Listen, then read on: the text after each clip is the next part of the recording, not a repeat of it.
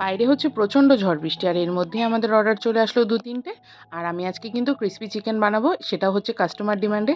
আমিও রেডি করতে শুরু করলাম, আর আমার মা এদিকে ময়দা মাখতে শুরু করলো, কারণ রাধাবল্লভীও আছে। আর আমাদের রাধাবল্লভীটা হয় কিন্তু পুরো বিউলির ডালে। আর তোমরা যেমন দেখতে পাচ্ছ আমার এদিকে ক্রিসপি চিকেনও ভাজা হয়ে গেছে, কিন্তু দুঃখের কথা হলো কারেন্ট নেই।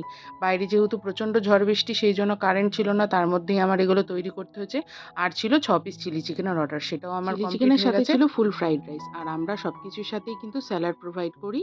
আমি ওইদিকে ক্রিসপি চিকেনটা তারপরে বসিয়ে দিলাম, আর যেহেতু প্রথমবার করছি তাও একটু টেনশনের মধ্যেই আছি যে কেমন কি লাগবে কাস্টমারের। কিন্তু আমি আগে বাড়িতে বানিয়ে খেয়েছি, আমার তো খুব ভালো লেগেছে।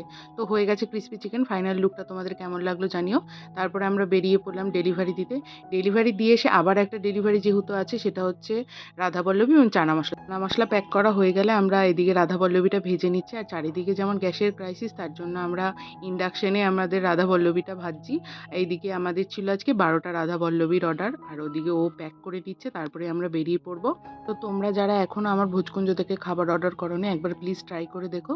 তারপরে আমরা বেরিয়ে পড়লাম ডেলিভারি দিতে। আর তোমাদের কাছে আরেকটা কথা, তোমরা যদি ইউটিউব থেকে আমার চ্যানেলটা দেখে থাকো, অবশ্যই সাবস্ক্রাইব করো। আর যারা ফেসবুক থেকে দেখে থাকো, তাহলে পেজটা অবশ্যই ফলো করে দিও।